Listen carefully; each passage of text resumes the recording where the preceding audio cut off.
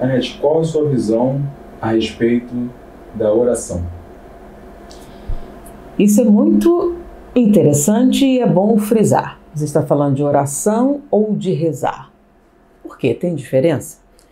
Existe um cientista que estava estudando, ele começou estudando monges tibetanos que entravam naquele estado de êxtase místico. Eles estavam meditando, de repente eles entravam num estado alterado de consciência, e chamado êxtase místico, em que você perde a noção do tempo, perde a noção de tudo, e fisicamente eles tinham respostas alteradas. Então esse cientista estudava isso no cérebro. E ele percebeu uma coisa muito interessante, que o que ele encontrava em termos de atividade cerebral era exatamente a mesma coisa que ele encontrava em freiras carmelitas em êxtase místico. Porque as freiras carmelitas também se dedicam ao estado de oração, tá? Elas se ausentam do mundo e se dedicam à oração, e elas aceitaram fazer parte da pesquisa e monitorar o cérebro durante esse estado, que algumas delas alcançam de êxtase místico também.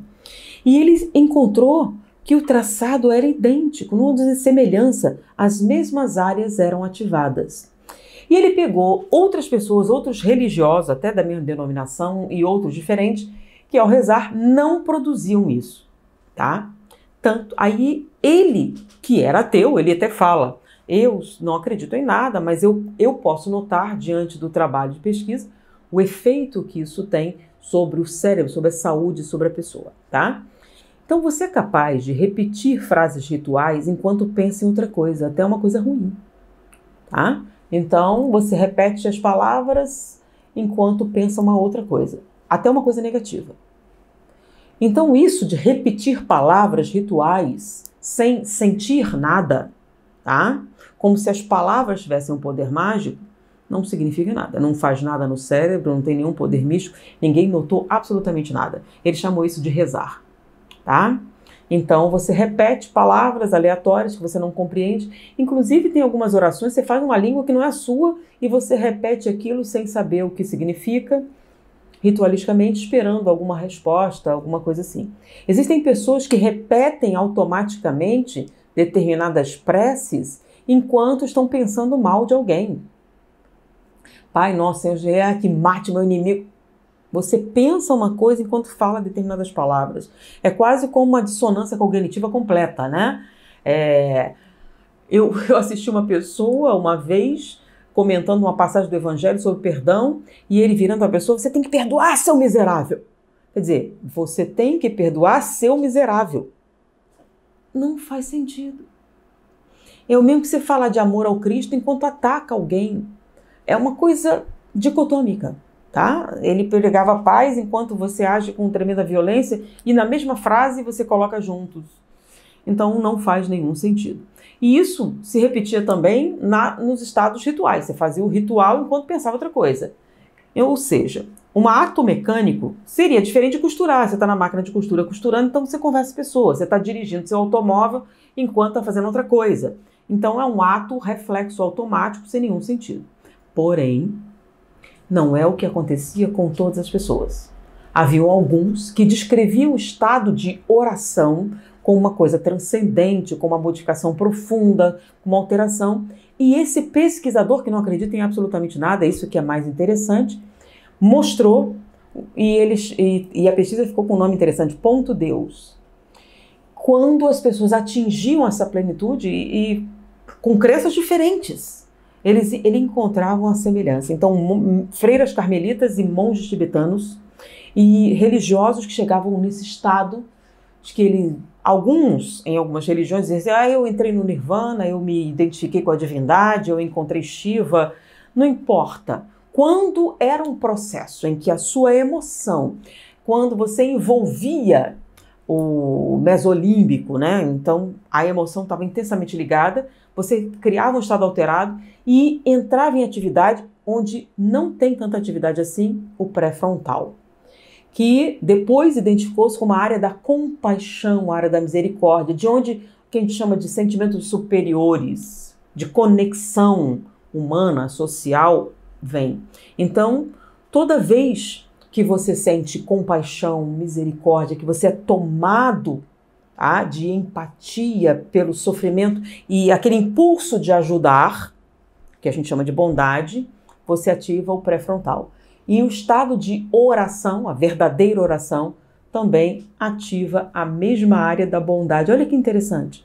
Então, o ato de bondade, que é aquele impulso de ajudar, mesmo aquela pessoa que você não gosta, porque existem gradações, tá? Existe a gentileza, existe a ternura, existe a gentileza e existe a bondade. São coisas diferentes, tá? Ternura é o impulso de ajudar aqueles que você ama. Gentileza é o impulso de ajudar um estranho. E bondade é aquele impulso de ajudar qualquer pessoa, até quem você não gosta. Então, a bondade se encontra nessa região do pré-frontal. E quando você ora, você ativa essa mesma área. Quando eu li essa reportagem, foi muito interessante, porque me chamou a atenção um livro de André Luiz, que fala sobre isso, No Mundo Maior.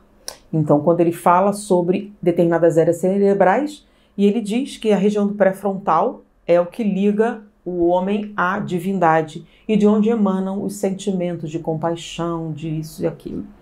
E eu disse assim, nossa, André Luiz escreveu isso na década de 30, 40 e o pesquisador em 2009 desenvolve esse trabalho. Eu disse, que coisa incrível. Então, a oração propriamente dita, olha, nem sou eu que estou falando, é o pesquisador, ele separou o ato de rezar, que ele chamou do processo mecânico de repetir palavras ritualísticas, e a oração, que é a verdadeira ligação com a divindade, que ele não acreditava, mas era um estado cerebral que a pessoa atingia e que produzia alterações visíveis na cerebração e que depois também se manifestavam fisicamente. Mudava a expressividade genética, tinha várias consequências importantes. Então a oração é algo incrível, tá? E causa o bem-estar, isso cientificamente falando, independente de você acreditar ou não na divindade, seja lá o que for, o estado de oração produz benefícios inquestionáveis. Orar, tá? Por que está falando diferente? É porque eu estou usando as palavras do pesquisador. Ele separou, porque ele analisou pessoas que diziam estar rezando ou orando e não estavam. E pessoas que realmente estavam nesse estado de ligação divina, de êxtase místico, o nome que você queira dar a essa tremenda ligação com o todo, com o universo, porque inclusive ele encontrou isso com pessoas que diziam que não acreditavam em Deus ou coisa parecida, mas que sentiam no estado de meditação profundo uma intensa conexão com o universo. Não acreditavam em divindade, acreditavam no universo, nas leis universais, e que num determinado momento ele saiu de si mesmo e se integrou no universo, e ele encontrou mais de uma descrição. E essa pessoa que não acreditava em Deus, não acreditava em divindade, nesse estado alterado de consciência, tinha um traçado semelhante a de um monge tibetano e de uma freira carmelita.